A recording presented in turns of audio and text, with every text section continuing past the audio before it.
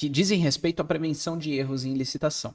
É muito comum aqui na Magna, galera, isso já foi tema de lives que eu fiz e de lives também feitas aí pelo Henrique Serra, pelo Bruno Garcia, que são os meus sócios aqui na Magna, tratando a respeito da importância da leitura do edital. Se você já participa de pregão eletrônico, se você já participa de licitações, você já deve ter se dado conta o quanto que é importante a leitura do edital e o quanto que a leitura do edital ela já é, por si só, uma maneira de você prevenir erros. Porque é a leitura do edital que garante que você tenha conhecimento aí das regras do jogo. O edital traz as regras do jogo, essas regras do jogo têm que estar em conformidade com a lei de licitações. Conhecer a lei de licitações apenas lendo é muito difícil, você aprender a lei na íntegra apenas lendo, né? Então a gente recomenda sempre que, se você está começando a aprender sobre esse universo de licitações, está dando os seus primeiros passos, está participando das primeiras licitações com a sua empresa, e você quer aprender sobre lei de licitações, a gente sempre recomenda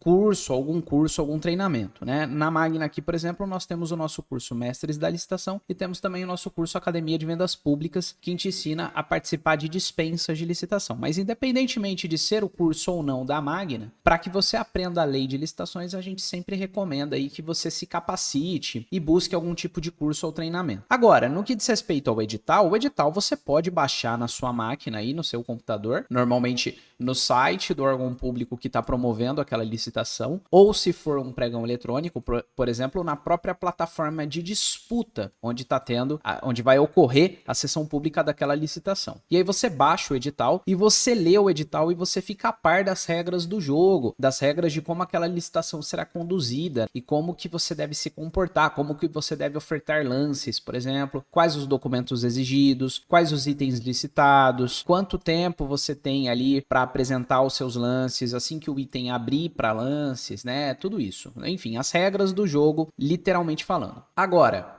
muito embora esse já seja um tema até, vamos colocar assim, entre aspas, batido para alguns licitantes, quer dizer, Diego, eu tô cansado de ouvir que eu tenho que ler o edital. Tudo bem, isso aí eu já entendi, beleza. Mas uma coisa que você tem que fazer na sequência é justamente observar os documentos que você vai apresentar naquela licitação, os documentos da sua empresa, observar algumas regras ali de detalhes que podem fazer toda a diferença. Então, para a gente falar um pouco a respeito de documentos e informações viciadas, porque é o seguinte, o que eu chamo aqui de documento ou informação viciada é aquela interpretação errada do edital ou aquela informação que, embora você tenha passado os olhos ali na leitura do edital, ela está passando batido ali. Você não percebeu, na verdade, o que está sendo exigido ali. E tem muita gente que lê edital e quando está lendo, a pessoa lê um trecho ali que ela não entendeu, o licitante ele lê um trecho ali que ele não entendeu o que aquilo quer dizer e ele passa batido, e ele deixa aquela informação passar batido. E é aí que mora o perigo, galera. Porque essas informações ou esses documentos, assim, né, que foram tratados ali de maneira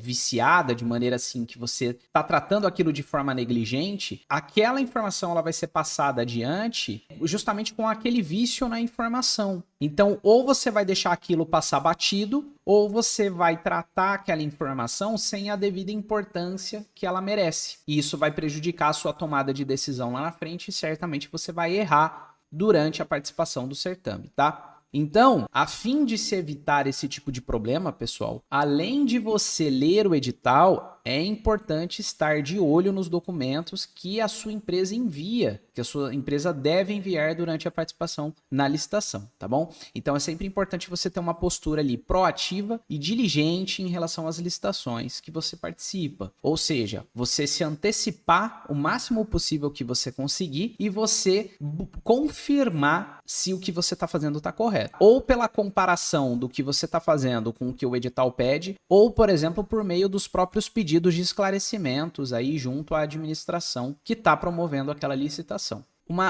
Um erro típico assim que a gente já viu acontecendo. Certidão negativa de falência. De repente você vai participar de uma licitação, você não sabe o que é uma certidão negativa de falência, você nunca viu uma certidão negativa de falência na vida, então é uma informação nova, você não está familiarizado com esse tipo de documento, e aí você vai lá, dá um Google, digita lá no Google certidão negativa de falência, e aí você cai no primeiro link ali que você acessa, né? E é, por exemplo, o link do Tribunal de Justiça do Distrito Federal. E aí você entra no site do Tribunal de Justiça do Distrito Federal, você preenche os campos para emissão dessa certidão, preenche o formulário ali para emissão dessa certidão negativa de falência, sai uma certidão negativa de falência, bonita ali, prontinha, com a razão social, o CNPJ da sua empresa e pronto, você apresenta essa certidão na licitação e tá tudo certo, um problema a menos, né? A certidão de falência aqui eu já resolvi, então posso seguir adiante. Só que tem um problema, a sua empresa não é sediada no Distrito Federal, então você tá tirando a certidão negativa de falência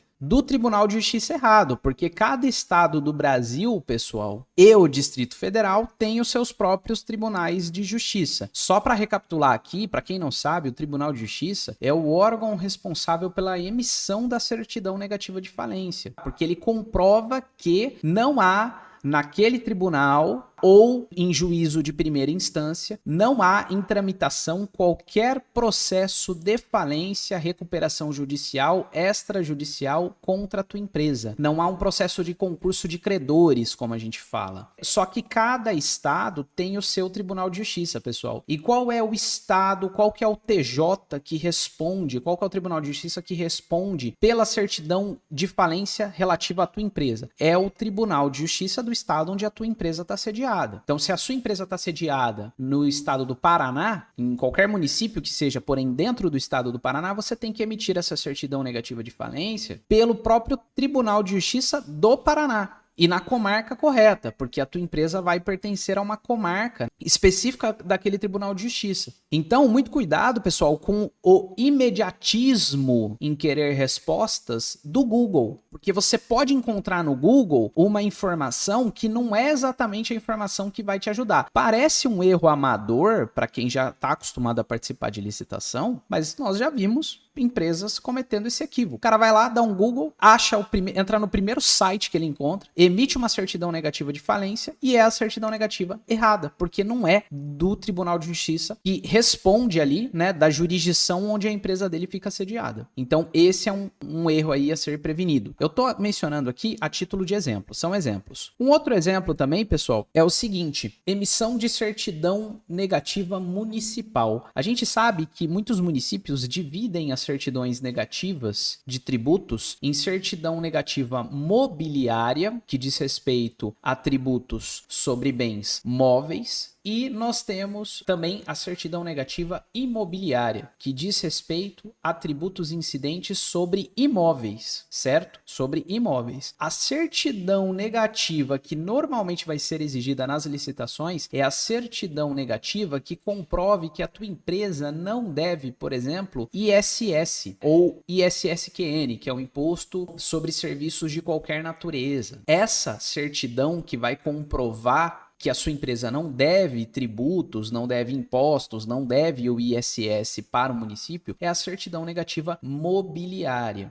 E aí você pode me fazer uma pergunta assim, mas Diego, por que a certidão negativa imobiliária não serviria também? Por que normalmente não vai ser ela que a prefeitura quer? Pelo seguinte, a certidão negativa imobiliária, normalmente, como eu falei, ela vai ser relativa a um tributo imobiliário, a um imposto imobiliário, que nesse caso, no âmbito dos municípios, vai ser o IPTU. E normalmente as empresas, elas não possuem imóveis. É difícil a empresa que tem um imóvel em nome próprio. Não são todas as empresas. Tem muitas empresas que alugam imóveis e coisa e tal. Ela não tem um imóvel em nome próprio. Então ela não recolhe o IPTU daquele imóvel. O que interessa para a prefeitura saber é se você não deve tributos ao município, mas principalmente relativos aí ao ISSQN. Então, o que eu recomendo a vocês é o seguinte, é que vocês se certifiquem de que vocês não estão apresentando apenas a certidão de tributos imobiliários. Por quê? Porque tem que ter também a certidão negativa de tributos mobiliários, a certidão negativa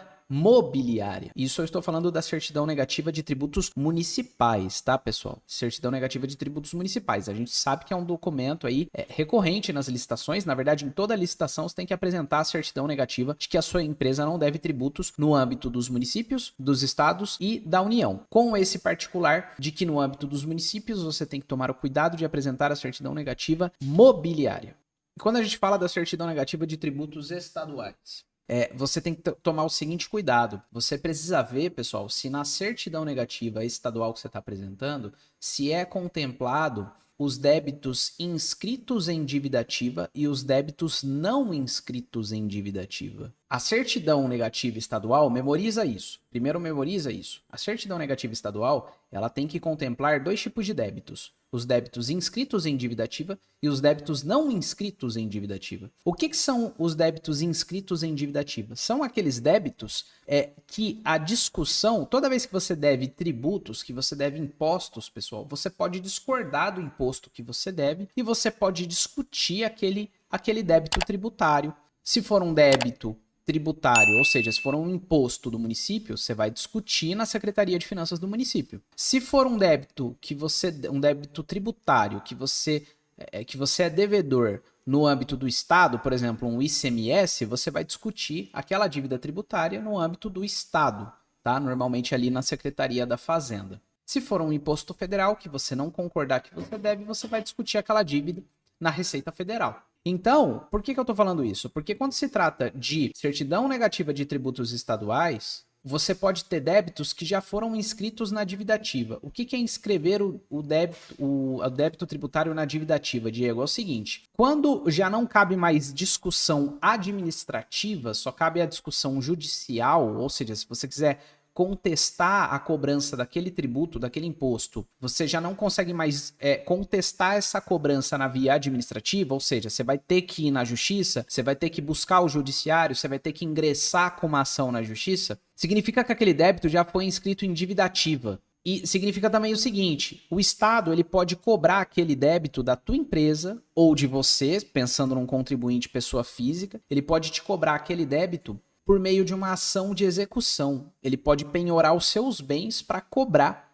aquela dívida tributária que você tem. Ele pode cobrar os bens da empresa, ele pode ir atrás dos bens que a empresa possui para cobrar aquela dívida tributária. Então, quando você apresenta uma certidão negativa de tributos estaduais, ela tem que comprovar que você não deve os débitos inscritos em dívida ativa e os não inscritos em dívida ativa. E aí, o que acontece? Tem estados que eles emitem duas certidões negativas. Eles emitem as certidões negativas, uma emitida pela Secretaria da Fazenda e outra pela Procuradoria-Geral do Estado. É o caso, por exemplo, aqui do Estado de São Paulo e é o caso, por exemplo, também do Estado do Rio de Janeiro. Esses dois estados, você tem dois tipos de certidões de tributos estaduais. Uma emitida pela Secretaria da Fazenda, que vai ser referente aos débitos não inscritos à dívida ativa, e aí você também tem a certidão negativa tributária estadual emitida pela Procuradoria-Geral do Estado, que vai dizer respeito aos débitos inscritos em dívida ativa.